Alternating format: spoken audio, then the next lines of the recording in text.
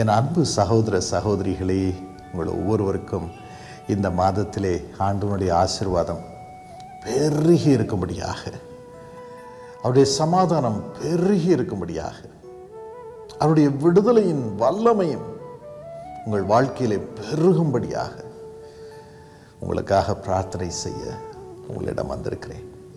இந்த மாதம் சகல காரியங்களிலும் ஆண்டவனுடைய தீர்மானத்தின்படி சகலமும் நிறைவேற வேண்டும் என்று அவரை நோக்கி நான் வேண்டுகிறேன்.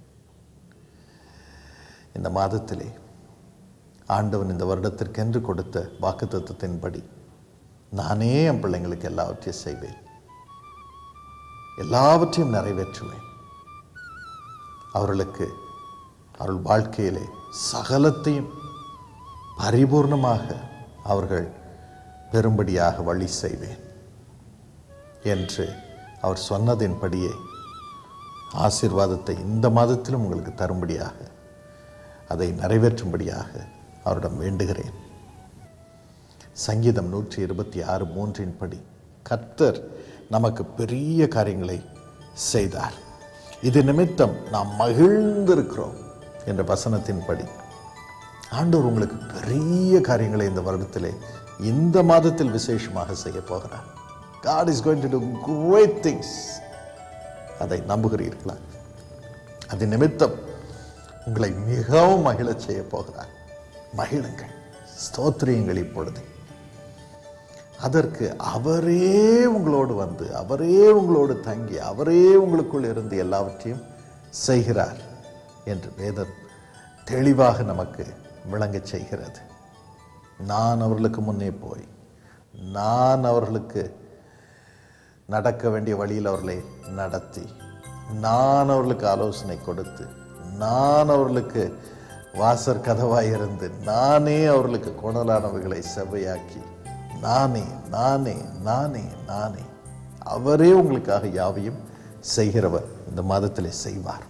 உங்களால் முடியாது, எல்லாம் முடிஞ்சிருச்சுன்னு ஒரு நிலைமைக்கு நீங்கள் வந்திருக்கக்கூடும். ஆனால் கர்த்தர் உங்களுக்காக யாவையும் செய்து முடிப்பார். அதுவும் பெரிய காரியங்களை செய்ய போகிறார். அவர் செய்யும் பொழுது எப்படி இருக்கிறதாம்? மார்க்கு 16:17 வாசித்து பாருங்கள். விசுவாசிக்கிறவர்களால் நடக்கும் அடையாளங்களாவன, என் நாமத்தினாலே பிசாசுகளை துரத்துவார்கள், நவமான பாஷைகளை பேசுவார்கள். 20 வாசித்து பாருங்கள். அவர்கள் புறப்பட்டு போய் எங்கும் பிரசங்கம் பண்ணினார்கள், கர்த்தர் அவர்களுடனே கூட கிரியை நடப்பித்து அவர்களால் நடந்த அடையாளங்களினால் வசனத்தை உறுதிப்படுத்தினார். ஆண்டவர் உங்களோடு வந்து அவர் கிரியைகளை நடப்பிக்கும் பொழுது, அவரே உங்களுக்காக வேலை செய்யும் பொழுது, அது அற்புதமாகவும் அடையாளமாகவும் இருக்கிறது. மனுஷீக பிரகாரமாக அது நடைபெறாது. அதற்கு அதிகமாக மேலாக அற்புதங்களினாலும் அடையாளங்களினாலும் இந்த பெரிய காரியங்கள் உங்கள் வாழ்க்கையிலே நிறைவேறும். தீர்க்க தரிசனமாக இதை கூறுகிறேன். இதை பெற்றுக்கொள்ளுங்கள். எனக்கும் இந்த பாக்கியம் உண்டு என்று நான் நம்புகிறேன். உங்களோடு சேர்ந்து நான் ஆண்டவரை அதற்காக ஸ்தோத்திரிக்கிறேன். சங்கீதம் 86 கடைசி வசனத்தை நாம் வாசிக்கும் பொழுது அதில் வேதம் இப்படி கூறுகிறது, கர்த்தாவே, நீர் எனக்கு துணை செய்து என்னை தேற்றுகிறதை என் பகைஞர் கண்டு வெட்கப்படும்படிக்கு எனக்கு அனுகூலமான ஒரு அடையாளத்தை காண்பித்தார். ஆண்டவர் அடையாளத்தை காண்பிக்கிறவர், அடையாளங்களை செய்கிறவர், அனுகூலமான அடையாளத்தை செய்கிறவர். எதற்காக?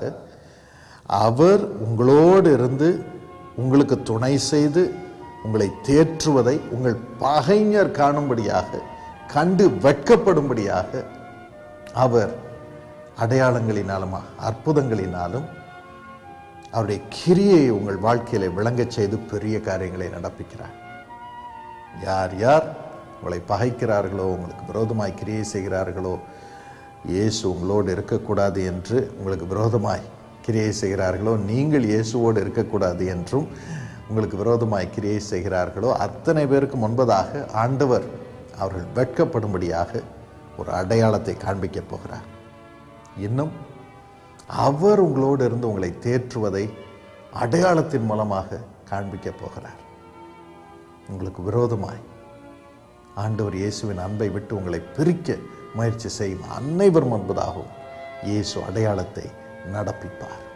இந்த மாதத்திலே நீங்கள் அதை பார்ப்பீர்கள். தைரியமாயிருங்கள். அவர் சர்வ வல்லமையுள்ளவர். உலகத்திலே பிரச்சனைகள் உண்டு, உபத்திரவங்கள் உண்டு. அந்த உபத்திரவங்களை நமக்கு காட்டி காட்டி நம்மை பயமுறுத்தி ஆண்டவருடைய வல்லமையை நாம் ருசிக்க முடியாமல் செய்யவே பிசாசும் பிசாசின் மக்களும் கிரியை செய்து வருகிறார்கள். நம்முடைய இருதயத்தில் ஒரு பயத்தை கொண்டு வரும்படியாக. அதனால் நாம் ஆண்டவரை பற்றி கொள்ளாமல் அந்த பயங்களின் நிமித்தம் அந்த பயத்தை கொண்டு வரும் மக்களையே பெரிதுபடுத்தி, பயத்தை கொண்டு வரும் பிசாசியை பெரிதுபடுத்தி, பயத்தை கொண்டு வரும் பாடுகளையே பெரிதுபடுத்தி, அந்த பயத்தை கொண்டு வரும் நோய்களையே பெரிதுபடுத்தி, ஐயோ இது என்னை கொன்றுமோ, இவர்கள் என்னை கொன்று விடுவார்களோ, இவர்கள் வேலையிலிருந்து துரத்தி விடுவார்களோ என்று நாம் அவர்களை பார்த்து அவைகளை பார்த்து பயந்து போய் அவைகளை கடவுளுடைய வல்லமைக்கு சரியாக நாம் நினைக்கும்படி அவைகள் செய்கிறது இல்லை. ஆனால் ஆண்டவர் அந்த நேரத்திலே நமக்கு துணை நின்று அனுகூலமான துணையாக இருந்து, நான் பெரியவர், நான் பெரிய காரியங்களை உனக்கு செய்து, அவள் செய்யும் காரியங்கள் அனைத்தையும் விட பெரிய காரியங்களை உனக்கு செய்து உன்னை விடுவித்து உன்னை கனம் பண்ணி உன்னை மகிழ பண்ணுவேன் என்று ஆண்டவர் சொல்கிறார். சங்கீதம் 91 அதை பார்க்கிறோம். உங்கள் வாழ்க்கையிலே அதை ஆண்டவர் செய்ய இப்பொழுது உங்களை தேடி வருகிறார். God will show you a sign that he helps you and he'll put to shame everything and everyone who tries to threaten you and puts you into bondage, stopping you from acknowledging the great power of God. இல்லை, இந்த மாதத்திலே ஆண்டவர் ஒரு அனுகூலமான அடையாளத்தை உங்களுக்கு காண்பிப்பார். விசுவாசம் உங்களுக்குள் பெருகும். உங்கள் விசுவாசமே உலகத்தை ஜெயிக்கிற ஜெயம். அந்த ஜெயத்தை கர்த்தர் உங்களுக்கு தரப்போகிறார். அவர் கிரியை செய்யும் பொழுது உங்கள் வாழ்க்கையில் என்ன நடக்கிறது? முதலாவதாக உங்கள் இருதயம் சுத்திகரிக்கப்படுகிறது. அப்போஸ்தலர் 15:6 வாசித்து பாருங்கள். ஆண்டவரே உங்களுக்குள் கிரியை செய்து உங்கள் இருதயங்களை சுத்திகரிக்கிறார். வேதத்தை வாசித்து பாருங்கள். அப்போஸ்தலர் 16:14 எல்லாம் வல்ல தேவன் வந்து லீதியாள் என்ற ஒரு பெண்ணின் இருதயத்தை திறந்தாராம். பவுல் பிரசங்கம் பண்ணி கொண்டிருக்கும் பொழுது அவன் மூலமாக வந்த கர்த்தருடைய வார்த்தையை அவள் கேட்டு, அந்த வார்த்தை அவள் இருதயத்திற்குள் போகும்படி அவள் இருதயத்தை தேவனாகிய கர்த்தர் வந்து திறந்தார். பாருங்கள், நம்முடைய இருதயத்தையும் கடவுள் வந்து திறக்கிறார். அவர் எவ்வளவு பெரிய தேவன், சர்வ வல்லமை உள்ளவர், மகிமையுள்ள தேவன். ஆனால் ஆண்டவர் இயேசு அவருடைய வார்த்தை மனிதர்கள் மூலமாகவோ, வேதத்தின் மூலமாகவோ, தீர்க்க தரிசனத்தின் மூலமாகவோ நமக்குள் வரும்படியாக அவரே வந்து தமது கரத்தினால் நம் இருதயத்தை திறக்கிறார். எவ்வளோ பெரிய தேவன்! ஆகவே பிசாசு நம் இருதயத்தை மூட முடியாது. உலக பயம் நம் இருதயத்தை மூட முடியாது. மூடி இருக்கக்கூடும். இப்போ ஒருவேளை பயத்தில் நீங்கள் உட்கார்ந்து கொண்டு இருக்கக்கூடும். ஐயோ ஒன்றும் முடியாது, எனக்கு இயேசுவே வேண்டாம் என்று கூட நீங்கள் சொல்லிக் கொண்டு இருக்கக்கூடும். ஜபமே வேண்டாம் என்று கூட சொல்லிக் கொண்டு இருக்கக்கூடும். பொல்லாத மக்கள் சொல்லி இருக்கக்கூடும், இதெல்லாம் விட்டுட்டேன்னா உனக்கு இது தரேன், அது தரேன், உயர்வு தரேன், இப்படி தரேன், உன் பிள்ளைக்கு வேலை தரோம் என்றெல்லாம் சொல்லியிருக்கக்கூடும். மூடி வச்சிருக்கக்கூடும் உங்கள் இருதயத்தை. ஆனால் ஆண்டவரே வந்து உங்கள் இருதயத்தை திறக்கிறார். திறந்து உங்கள் இருதயத்தை சுத்திகரிக்கிறார். இந்த பயத்திலிருந்து சுத்திகரிக்கிறார். அவருடைய வார்த்தை உங்களுக்குள் இறங்குகிறது, ஜீவன் இறங்குகிறது. அது இறங்கினால் போதும், ஆண்டவருடைய பெரிய காரியங்கள் அதன் பிறகு உங்கள் இருதயத்திலே செயல்பட ஆரம்பிக்கிறது. God's mighty works begin to happen in your spirit. அதை செய்யவே ஆண்டவர் வந்து நம் இருதயத்தை திறந்து அவருடைய வார்த்தையை நமக்குள் போட்டுக்கொண்டே இருக்கிறார். இந்த மாதம் முழுசும் போட்டுக்கிட்டே இருக்க போறார். அது நிமித்தம் நீங்கள் சுத்திகரிக்கப்படுவீர்கள். ஆண்டவரை நம்பும்படியாக உங்கள் இருதயம் திறக்கப்படும். இல்லை இல்லை, இந்த கஷ்டத்தின் மத்தியிலும் ஆண்டவர் பெரியவர், இயேசு பெரியவர், எனக்கு உதவி செய்வார், என்ற நம்பிக்கை உங்களுக்குள் வரும். அந்த நம்பிக்கை வந்துவிட்டவுடன் சரீரத்திலும் ஜீவன், பண விஷயத்திலும் ஜீவன், வேலை விஷயத்திலும் ஜீவன், படிப்பு விஷயத்திலும் ஜீவன், குடும்ப விஷயத்திலும் ஜீவன், சமுதாய விஷயத்திலும் ஜீவன் வந்து நம்மை அது உயர்த்துகிறது. பெரிய காரியங்களை கர்த்தர் நமக்கு செய்திருக்கிறார் என்று நாம் சொல்லும்படியாக கர்த்தர் நமக்கு வாசல்களை திறக்கிறார், கிரியைகளை நடப்பிக்கிறார், அற்புதங்களும் அடையாளங்களும் நடக்கிறது. அது நிமித்தம் நாம் மகிழுகிறோம். இந்த மாதத்தில் அது நிறைவேறும். தைரியமாயிருங்கள். அடுத்தபடியாக ஆண்டவன் என்ன கிரியை செய்கிறார், என்ன அடையாளத்தை செய்கிறார்? வேதத்தை வாசித்து பாருங்கள். அவர் நம்மை எல்லா தீங்குக்கும் விலக்கி காப்பார். சங்கீதம் 121 7-8 வசனங்களை வாசித்து பாருங்கள். கர்த்தர் உன்னை காப்பார். கர்த்தர் உன் வலது பக்கத்தில் உனக்கு நிழலாயிருப்பார். உன் போக்கையும் உன் வரத்தையும் இது முதற்கொண்டு என்றென்றைக்கும் காப்பார். அவரே காப்பார். எல்லா தீங்குக்கும் உன்னை விலக்கி காப்பார். எல்லா தீங்குக்கும் தைரியமாயிருங்க. பொல்லாத பிசாசு, பொல்லாத மனிதர்கள் உங்களுக்கு விரோதமாக தீங்கை கொண்டு வரக்கூடும். விசேஷமாக உங்கள் மனதை பயத்தினால் நிரப்பி உங்களை கலக்கக்கூடும். பிசாசுடைய வேலையே அதான். ஆண்டவன் கிரியைகளை நடப்பிக்கிற தேவன், அற்புதங்களை நடப்பிக்கிற தேவன், ஆசீர்வாதங்களை கொடுக்கிற தேவன். ஆனால் பிசாசு பாருங்கள், பயத்தை கொண்டு வருவான். அவன் பேசிக்கிட்டே இருப்பான். ஏசாமிட்ட வந்து சோதனையை பேசிக்கொண்டே இருந்தான். ஏவாளிடம் வந்து சோதனை வார்த்தைகளை பேசிக்கொண்டே இருந்தான். அது நிமித்தம் அவர்கள் விழுந்து போனார்கள். அவன் வேலையே தான். இச்சையை கொண்டு வரணும், வார்த்தைகள் மூலமாக பயத்தை கொண்டு வருவாங்க. 2 நிமித்தமும் ஜனங்கள் அந்த பயத்தினால் நிரம்பி, இச்சையினால் நிரம்பி விழுந்து போகிறார்கள். அதன் பிறகு, இச்சைக்கு பிறகு பயம். கடவுளுக்கு விரோதமாய் கிரியை செய்து விட்டோம், குடும்பத்திற்கு விரோதமாய் கிரியை செய்து விட்டோம், சரீரத்திற்கு விரோதமாய் பாவம் செய்து விட்டோம் என்று சொல்லி பயம். இது நடந்துருமோ, அது நடந்துருமோ, இது ஆயிருமோ, அது ஆயிருமோ. அதான் பிசாசுடைய வேலை, அவன் பேசும் வார்த்தை. ஆனால் ஆண்டவரோ அவரே தம் கரங்களினால் நமக்கு கிரியைகளை நடப்பிக்கிறார். இந்த நேரத்தில் அவருடைய கரம் வந்து எல்லா தீங்குக்கும் உங்களை விலக்கி காக்கும். எனக்கும் ஒவ்வொரு நாள் காலையில் எழுந்திருக்கும் பொழுது ஏதோ ஒரு அப்ரெஷன், ஒரு உக்கிரம் வந்து என் இருதயத்தை நிரப்பும். இது நடந்துருமோ, அது நடந்துருமோ, அங்கே ஊழியத்தில் இந்த பாடு வந்துருமோ, அந்த நமக்கு உதவி செய்கிற மக்களுக்கு இப்படி ஒரு பாடு வந்துருமோ என்ற வீணான பயம், பலவித எண்ணங்கள் வரும் காலையில் எந்திரிக்கும் போது. அவைகள் எல்லாம் என்னை பலவீனப்படுத்தி, அவ்வளோதான் இன்னைக்கு நீ ஒன்றும் செய்ய முடியாது என்று என்னை அந்த நாளில் பலவீனப்படுத்தும்படியாக கிரியை செய். ஆனால் அந்த நேரத்திலே நான் சொல்வேன், ஆண்டவனே என்னால் ஒன்றும் முடியாது, நானாக போய் ஒன்றும் சாதிக்க முடியாது, நான் பலவீனன். ஆனால் என்னை அழைத்தது நீர், எனக்கென்று திட்டங்களை வைத்திருப்பவர் நீர், என் மூலமாக நிறைவேற வேண்டும் என்று எல்லாம் திட்டம் தீட்டி வைத்திருக்கும் திட்டங்களை உடையவர் நீர். ஆகவே நீரே எனக்கு உதவி செய்யும் என்று சொல்வேன். I know you love me. You love me, Lord. You love me. ஏனென்றால் பிசாசு நம்மிடம் பேசும் பொழுதே, ஆண்டவர் உன்னை இப்பொழுதெல்லாம் நேசிப்பதில்லையப்பா, உனக்கு குறை இருக்குதுப்பா, நீ இது சரியாக செய்யலப்பா, நீ அவரை விட்டுரு, அவர்கிட்ட போய் ஜெபம் பண்ணிட்டு இருக்காத அப்படின்ற ஒரு பயத்தை கொண்டு வருவான்.